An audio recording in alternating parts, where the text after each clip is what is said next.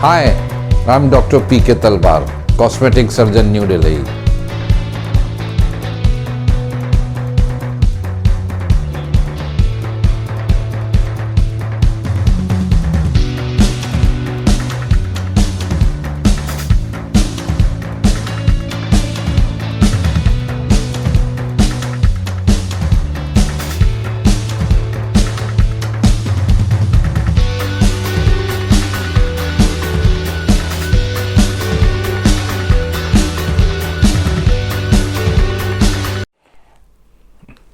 Hi, I'm Dr. P.K. Talwar, cosmetic surgeon, New Delhi, and I'm practicing cosmetic surgery for more than 30 years now. Previously, I was attached to Apollo and Max hospitals, and now I'm running my own cosmetic laser surgery center at Greater Kailash Part 1, New Delhi. हमारे पास एक query हमारे एक दर्शक की आई है कि आप कैसे इवेल्युएट करते हैं कि पेशेंट जो है कॉस्मेटिक सर्जरी के लिए फिट है या नहीं है, और उसके लिए आप क्या क्या करते हैं। तो देखिए, बड़ा अच्छा प्रश्न है। वो अपने स्वास्थ्य के बारे में बहुत चिंतित भी हैं, लगते हैं, और वो भी जानना चाहते हैं कि भाई अगर वो कराना चाहते हैं तो क्या क्या टेस्ट कराए जाएंगे। तो देखिए, सबसे पहले तो जैसे होता है कॉमन टेस्ट जो होता है हमारा ब्लड का होता है, ब्लड टेस्ट करते हैं हम लोग देखते हैं भाई पेशेंट को कहीं एनीमिया तो नहीं है, भाई उनका हीमोग्लोबिन लेवल कितना है, ठीक है कि नहीं है, क्योंकि हीलिंग उस पर डिपेंड करेगी। उनको अंदर कोई इन्फेक्शन तो नहीं है, तो वो हमें टीएलसी वगैरह से पता चल जाता है। फिर हम देखते हैं कि भाई उनको कोई डायबिटीज़, ऐसी कोई बीमारी तो नहीं है, डायबिटीज़ तो नहीं है, या हार्ट की कोई ऐसी प्रॉब्लम तो नहीं, तो हम ईसीजी भी कई बार चेस्ट करते हैं। अगर लंग्स का डाउट है तो हम लोग एक्सरे चेस्ट भी उनको सजेस्ट करते हैं कि भाई आप एक्सरे चेस्ट कराएं। फिर कुछ चीज़ें होती हैं जो हमें अपने स्टाफ के लिए देखनी पड़ती हैं, कि उनके वायरल मार्कर्स कराते हैं कि भाई पेशेंट को एचआईवी तो नहीं है। अगर आपको एचआईवी है तो आपकी इम्यून रिस्पॉन्स भी उसमें दब सकती है। आप न केवल आप हॉस्पिटल स्टाफ को इन्फेक्ट कर सकते हैं, बल्कि आपकी जो हीलिंग है दब सकती है इसमें, क्योंकि आपकी इम्यूनिटी उसमें कंप्रोमाइज़ हो चुकी होती है, तो वो भी एक फैक्टर होता है। फिर हम लोग हेपेटाइटिस बी और सी चेक करते हैं कि वो आप उससे तो कहीं सफ़र नहीं कर रहे हैं, क्योंकि ये हॉस्पिटल स्टाफ के लिए भी डेंजरस हो सकता है, ये चीज़ें हैं।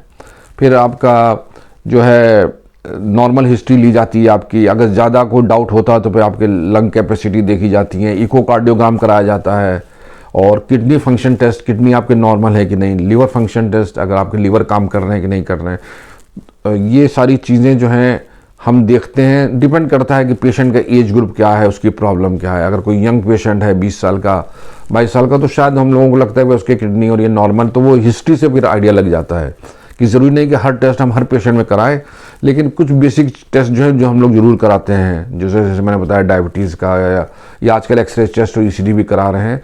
तो बाकी एज ग्रुप पे फर्क पड़ता है। यंग पेशेंट हेल्दी होता है, यूजुअली हिस्ट्री से पता चल जाता है, तो उसमें टेस्ट कम कराने पड़ते हैं।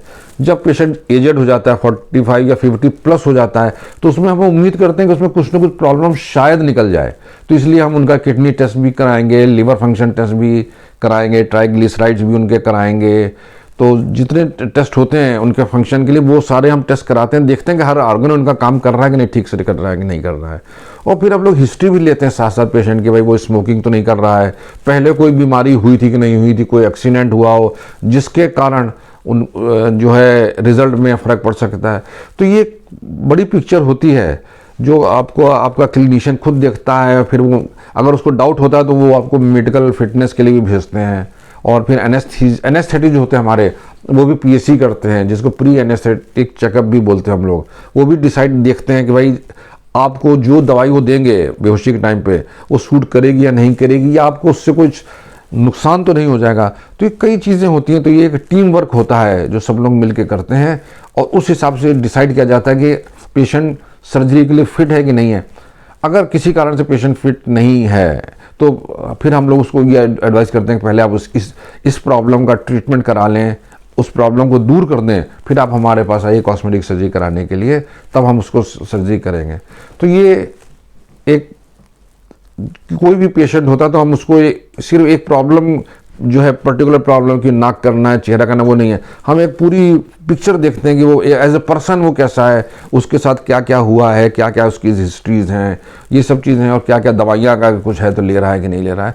तो ये सारी चीज़ें हम देखते हैं उसके, और उस हिसाब से फिर हम डिसाइड करते हैं कि पेशेंट को किया जा सकता है कि नहीं, और अगर कर सकते हैं तो कब करना चाहिए, अभी या कुछ और ट्रीटमेंट की ज़रूरत है, कुछ और इन्वेस्टिगेशन की ज़रूरत है। तो ये सब चीज़ें हैं जिनका ख्याल रखा जाता है। तो मुझे उम्मीद है कि आपको आपके प्रश्न का उत्तर मिल गया होगा। लेकिन अगर मन में अभी भी कुछ शंका है किसी पर्टिकुलर बीमारी को लेकर या किसी पर्टिकुलर टेस्ट को लेकर, तो आपका स्वागत है, आप हमसे संपर्क करें और हम आप definitely will get back to you, और आपका जो भी प्रश्न है उसका उत्तर अवश्य देंगे।